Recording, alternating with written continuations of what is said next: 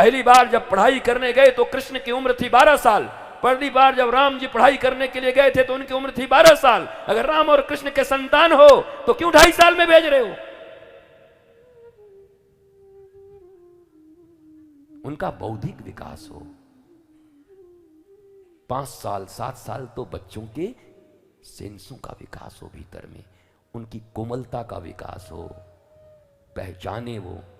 ये अक्षर पढ़ने के लिए 5 साल 7 साल में नहीं पढ़ाते। ये पागलों की दुनिया है, भूत सवार है। अपने बच्चों का बलिदान कर रहे हो तुम। और इसलिए मैंने सनातन बोर्ड का मांग किया था देश में, जो अब काफी तुल पकड़ चुका है। अब तो सारे महात्मा, सारे नेता बोल रहे हैं कि सनातन बोर्ड चाहिए तो चाहिए तो चाहिए। हम हाँ भैया बहुत बढ़िया काम हो गया लगता है। सनातन जो था, है और रहेगा। हम किसी धर्म और संस्कृति के विरोध में नहीं है, बल्कि इस पूरे एरिया को सुप्रीम कोर्ट ने कहा हिंदुत्व भारत की जीवन पद्धति है। हिंदुत्व भारत की जीवन पद्धति है, इसलिए हम किसी के विरोध में नहीं है। सब हमारे हैं। हमारी तो ताज बेगम, Raskhan, APJ Abdul Kalam Azad, tank master पीर अब्दुल हमीद, कोई नाम की कमी है? राष्ट्रवाद, भारत हमारा है, हम राष्ट्रवादी लोग हैं। हम कोई भेदभाव करने नहीं आए।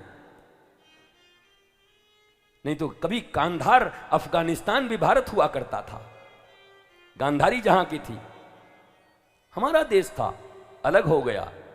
अभी कुछ ही दिन पहले जब एयरपोर्ट से हवाई जहाज उड़ रही थी तो लोग चक्के पकड़ के और डैने पर बैठे हुए थे बचने के लिए। वो कोई हम नहीं थे, उन्हीं के देश के लोग थे और उन्हीं के धर्म को मानने वाले लोग थे। मत को बताओ, अपने ही देश में इतना भय। पता है कि चक्के पकड़ के एरोप्लेन से भागा नहीं जा सकता, गिर के मरेंगे, फिर भी इतने भयभीत थे उस देश में। क्या भारत को ऐसा बनाना चाहते हो? भारत में सब सुरक्षित है, होली है, दीपावली है, आनंद है, मस्ती है। इससे ज्यादा सुरक्षित देश दुनिया में तुम्हें कहां मिलेगा? इससे ज्यादा अपनापन तुम्हें दुनिया में कहां मिलेगा? अपने ही देशों से भागने की जरूरत पड़ रही लोगों को।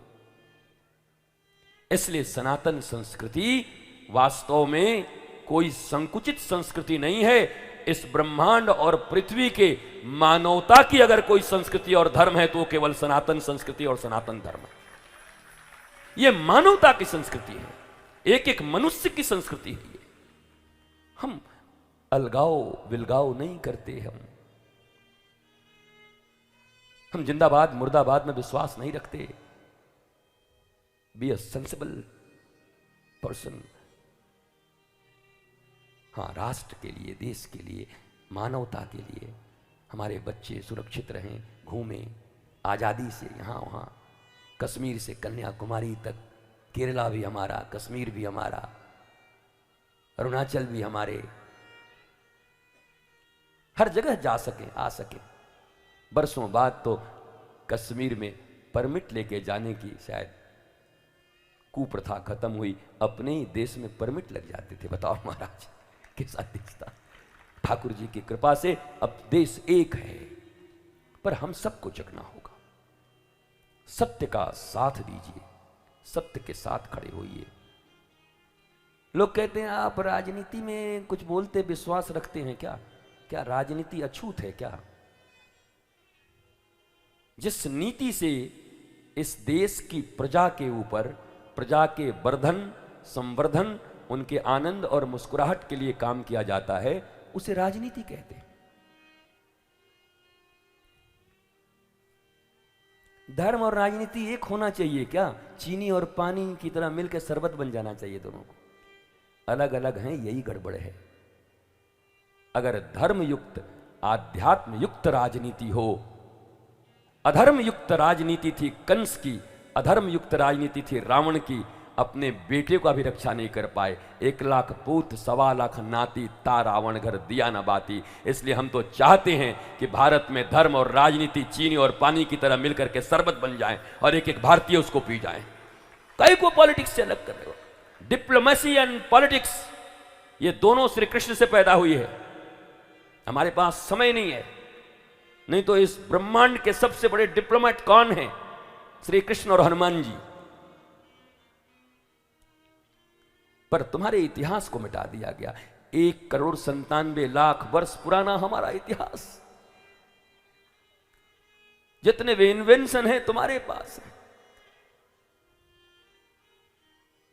भारत को गांवों की जरूरत है, संस्कृति की जरूरत है, शुद्धता की जरूरत है, नदियों के जल की जरूरत है, हमारी वो गोली और काली और श्यामला गैया के दूध की जरूरत है। गोपाल की कथा सुनने बैठे हो और दूध कास्टिक सोडा का पी रहे हो, दूध सिंथेटिक पी रहे हो, और सुनने आए हो श्रीमद् भागवत। गोपाल गोविंद गौओं के प्रति जिनका इतना प्रेम। यशोदा ने कहा, रे लाला तू कम से कम खड़ाऊ तो पहन लिया कर, पादुका तो पहन लिया कर, गैया चराने जाता है, पांव में कांटे गड़ जाएंगे।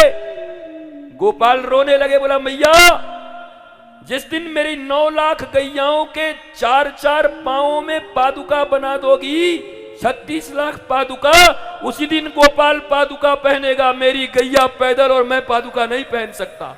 12 साल तक गोविंद ने पादुका नहीं पहने वृंदावन में। कहां है गाय तुम्हारे पास?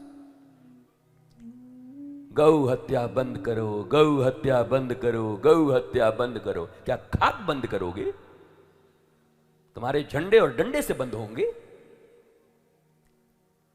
गौ आधारित हमारी अर्थव्यवस्था थी पहले, इकोनॉमी गौ के ऊपर थी। नंद बाबा 9 लाख गैयों के मालिक, राधा रानी के पिताजी बृषभानु जी 12 लाख गैयों के मालिक। इसलिए राधा रानी हमेशा चाह कर, चुप, तेरे बाप से 3 लाख गैया ज्यादा मेरे बाप के पास है, चुप।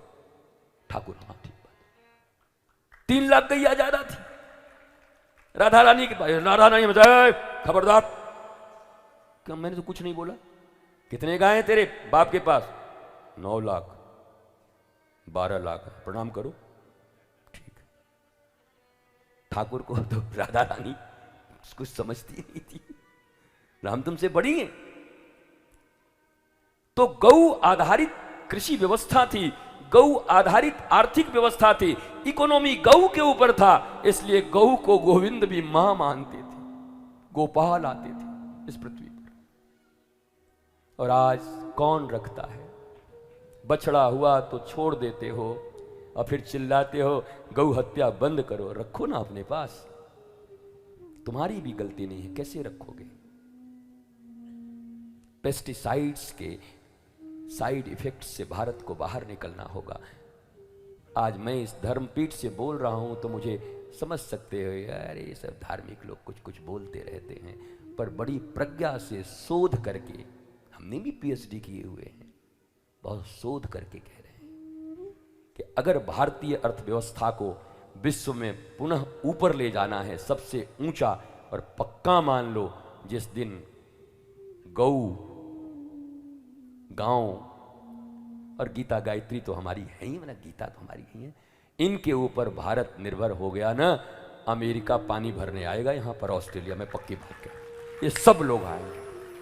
मैं केवल तालियों के लिए नहीं कह रहा हूं, आप एनालिसिस करवा लो ना, किसी अमेरिकन से ही करवा लो, हमसे मत करवाओ। क्योंकि मैंने कल कहा था, America, Sweden and Japan, economy इतनी अच्छी, पर व्यक्ति इनकम इतना अच्छा, लिटरेसी रेट सबसे हायर, एंड पागलों की संख्या सबसे ज्यादा और सुसाइड सबसे ज्यादा। ये कनेक्शन क्या कहलाता है? जहां सबसे ज्यादा कमाई, जहां सबसे ज्यादा पढ़ाई, वहां सबसे ज्यादा आत्महत्या। और फिर भी भारत ही नहीं, दुनिया के जो चौधरी लोग बैठे हैं, जो अपने आप को एजुकेटेड एंड लिटरेट कहते हैं, कोई हार्वर्ड में बैठा है, वो ये क्यों नहीं खोज करते, क्यों नहीं लिखते, शोध क्यों नहीं कर रहे हैं वो इस बात पे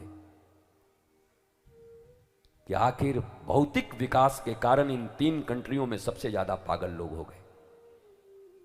भौतिक विकास के कारण टॉप पे हैं, सबसे ज्यादा आत्महत्याएं हो गई। What is the reason?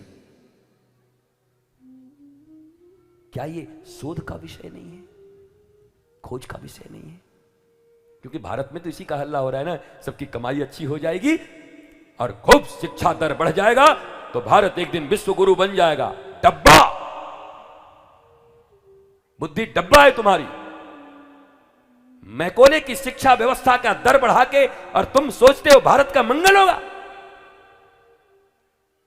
कल भी बोला था 97% लिटरेसी है केरला में, और भारतवर्ष में सबसे ज्यादा वृद्धाश्रम केरला में।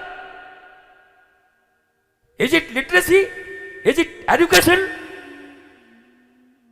क्या यही शिक्षा देना चाहते हो अपने देशवासियों को, अपने बच्चों को, अपने भारत के लोगों को? बुढ़ापे में तुम्हें वृद्धाश्रम में फेंक दे, बंद कर दे।